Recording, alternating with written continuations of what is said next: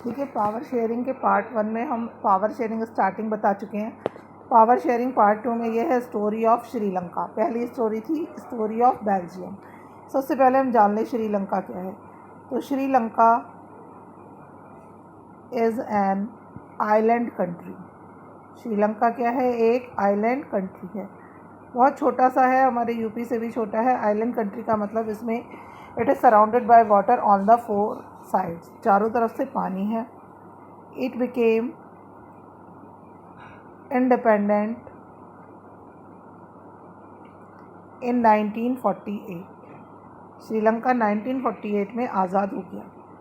और यहाँ पर जो 2 सोशल ग्रुप से थे, जैसे उसमें तो 3 थे ना, डच, फ्रेंच, तीसरा जर्मन, मेनली डच था, फिर फ्रेंच था। तो यहाँ पर 74%, 18% 2 तरह के हैं। 18% तो हैं तमिल स्पीकर्स और 74% से आपके सिन्हाला स्पीकर्स। अब आप कहेंगे कि सिन्हाला क्या है? तो सिन्हाला जो है ऑफिशियल लैंग्वेज ऑफ श्रीलंका। जैसे हमारे यहाँ हिंदी है ना, तो सिन्हाला क्या थी? Official language of Sri Lanka. This is very important question, कई बार आ चुका है बोर्ड में कि ऑफिशियल लैंग्वेज कौन सी है। सबसे ज़्यादा लोग बोलते थे सिन्हाला और फिर हैं बोलते हैं तमिल। और जो सिन्हाला बोलने वाले लोग थे वो थे बुद्धिस्ट। सिन्हाला कौन से लोग बोलते थे? बुद्धिस्ट। जो बुद्ध धर्म को मानते हैं उन्हें बुद्धिस्ट कहते हैं। श्रीलंका में सबसे ज़्यादा बुद्ध धर्म को माना जाता है। श्रीलंका में 2 तरह के तमिल हैं। एक तो जो नेटिव मतलब जो वहीं पे पैदा हुए हैं, और एक इंडियन तमिल जो भारत से गए हैं। नेटिव का मतलब जैसे आप नेटिव इंडियन का मतलब आप नेटिव का मतलब होता है जहाँ पैदा हुए थे। सिन्हाला, SINHALA सिन्हाला है। सिन्हाला बुद्धिस्ट बोला करते थे। और जो श्रीलंका में जो तमिल्स हैं, तमिल्स की अधिकतर 2 कास्ट हैं, या तो वो हिंदूज़ हैं या वो मुस्लिम्स हैं। मतलब बुद्धिस्ट वहाँ पे सबसे ज़्यादा धर्म कौन सा हुआ इस हिसाब से? बौद्ध। क्योंकि सबसे ज़्यादा बोलने वाले लोग सिन्हाला बोलते हैं, तो सबसे ज़्यादा बुद्धिस्ट हैं। 18% में हिंदू और मुस्लिम है। यहाँ फिर वहाँ पे भी झगड़ा हुआ और 7% थी वहाँ पर क्रिश्चियन। ये जो दोनों मॉडल हैं ये बताए गए हैं सिविल वार के ऊपर। सिविल वार मतलब जो देश के अंदर ही लड़ाई होती है। अब इसमें दोनों में ये सिन्हाला जो ऑफिशियल लैंग्वेज थी, इन्होंने अब तमिल्स वालों ने कहा कि हमारी लैंग्वेज को भी आप अपने साथ मतलब सेकेंडरी लैंग्वेज बनाइए, कुछ बनाइए। लेकिन ऐसा नहीं हुआ, तो वहाँ पर लड़ाई छिड़ गई। और लड़ाई छिड़ गई तो उसमें सिविल वार हुआ। सिविल वार में बहुत सारे लोग मारे गए। लेकिन श्रीलंका वाले जो हैं कोई भी किसी तरह का भी सॉल्यूशन नहीं ढूंढ पाए।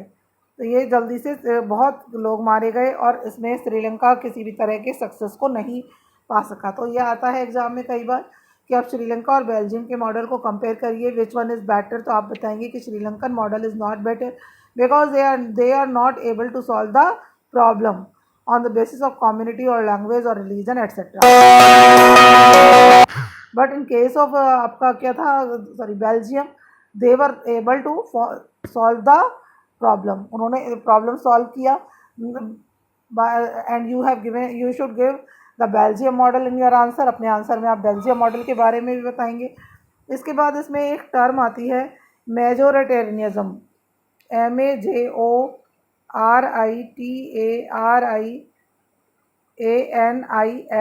मेजोरिटेरिज्म इन श्रीलंका।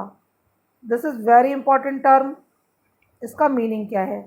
इसका मीनिंग ये है कि जो डेमोक्रेसी होती है, डेमोक्रेसी क्या है? जिसमें हम लोग इलेक्ट करते हैं लोगों को, गवर्नमेंट को। जैसे हम अपनी गवर्नमेंट को इलेक्ट करते हैं, तो इन्होंने कहा कि जो मेजर पार्ट ऑफ द जो मेजॉरिटी के लोग हैं वो ही लोग सरकार चलाएंगे।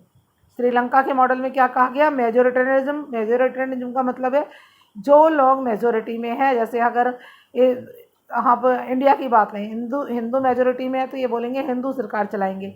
लेकिन वहाँ पर आपने देखा बेल्जियम में डच थे मेजोरिटी में, लेकिन सरकार के अंदर उन्होंने डच, फ्रेंच दोनों के इक्वल मिनिस्टर्स लिए।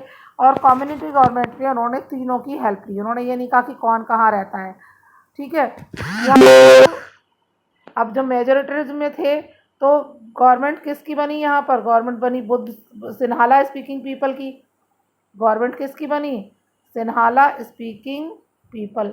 और जो लोग, जिसकी गवर्नमेंट बनेगी ऑब्वियसली वो डिसफेवर करेगा ही, तो सारे जो पॉलिटिकल डिसीजंस थे वो इनके फेवर में थे।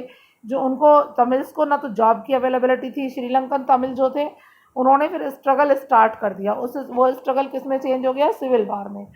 और 1980 में एक तमिल इलम बना। क्या बना, तमिल इलम। ये स्टेट था, इस स्टेट में मेनली तमिल्स रहते थे। ये बहुत इंपॉर्टेंट है। 1980 में तमिल इलम बना। तमिल इलम वो स्टेट था जहाँ तमिल रहते थे, मतलब श्रीलंका का एक पार्ट टूट के एक छोटे से अलग स्टेट में डाल दिया गया। बाकी पार्ट में बौद्ध रहेंगे, लेकिन तमिल इलम में तमिल ही मेन लैंग्वेज होगी, तमिल का ही राज चलेगा।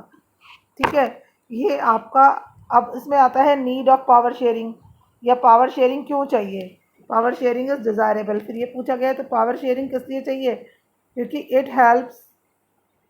फर्स्ट पॉइंट है पावर शेयरिंग क्या करती है, it helps to reduce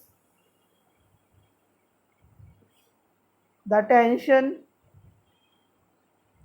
between social groups. आपकी जो सोशल ग्रुप्स हैं उनमें टेंशन को ये कम करती है। मैंने बताया ना, भी जैसे श्रीलंका में आपने बार बार मैं बोल रही हूँ किस किस के बीच में हुआ, सिन्हाला एंड तमिल्स के बीच में, सिन्हाला स्पीकिंग मतलब बौद्ध और तमिल के बीच में। और बेल्जियम में भी हुआ था, लेकिन बेल्जियम ने सॉल्व कर लिया।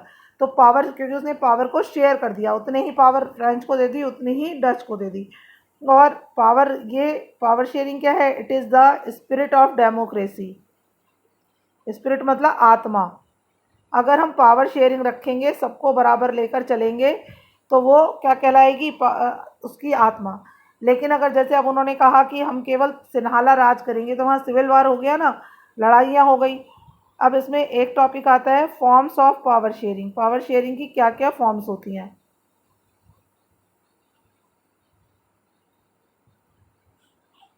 तो इसमें पहला है हॉरिजॉन्टल डिस्ट्रीब्यूशन। हॉरिजॉन्टल डिस्ट्रीब्यूशन मिलता है आपको इंडिया में। कहाँ मिलता है, इंडिया में। वही अभी समझाया था, पहले सेंट्रल गवर्नमेंट होगी,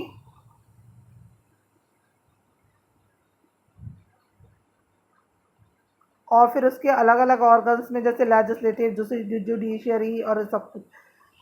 अब इसमें इसी का अब एक है फेडरल गवर्नमेंट। फेडरल गवर्नमेंट कहाँ मिलती है, यूएसए में। ये सब आ सकते हैं 1 मार्क्स में कि हॉरिजॉन्टल डिस्ट्रीब्यूशन कहाँ है, इंडिया में। फेडरल गवर्नमेंट कहाँ है, यूएसए में। ये सब 1 मार्क्स के लिए हैं। और फेडरल गवर्नमेंट का ही दूसरा नाम है vertical distribution of power. Vertical distribution of power, इसमें जो पावर है अलग अलग लेवल पर डिवाइड की गई है। इसमें सेंट्रल ना कहकर के क्या कहा गया है, पहले एक जनरल गवर्नमेंट कहा गया है, जनरल गवर्नमेंट। और आफ्टर दैट उसको प्रोविंसेस में डिवाइड किया गया है। प्रोविंसेस मतलब वो स्टेट की तरह ही है, उसी का एक रूप है। और पावर जो है अलग अलग सोशल ग्रुप में भी तीसरा होता है। तो पावर शेयरिंग के 3 तरीके हैं। एक तो हॉरिजॉन्टल डिस्ट्रीब्यूशन इंडिया में, जैसे सेंट्रल गवर्नमेंट, फिर वो जुडिशियरी में डिवाइड हो जाए। फेडरल गवर्नमेंट यूएसए में वर्टिकल डिस्ट्रीब्यूशन कहते हैं, पहले जनरल गवर्नमेंट बनेगी, फिर प्रोविंसेज होंगे। और थर्ड होगा कम्युनिटी गवर्नमेंट। कम्युनिटी गवर्नमेंट किसी लैंग्वेज कल्चर के बेस पर होगी, वो लैंग्वेज को देखेगी, धर्म के बेस पे होगी है, और सारे धर्म related issue, language related issue, educational related issue ये देखेगी आपके। तो 2 पार्ट में आपका पावर शेयरिंग फिनिश हो गया है। आप लोग इसको पहले ढंग से 3-4 बार देखें, 3-4 बार सुने। I hope it will be very helpful to you. जिन्होंने चैनल को सब्सक्राइब नहीं किया वो सब्सक्राइब कर लेंगे, साइड में बेल बटन है उसको दबा लेंगे। अदर सब्जेक्ट्स पर भी आपके वीडियो आते रहेंगे। जो सब्जेक्ट आपको चाहिए, जो आपको टॉपिक डिफ़िकल्ट लग रहा है इन एनी सब्जेक्ट, आप अपने कमेंट में प्रॉब्लम डालिए। I will try to solve your problem. Thank you.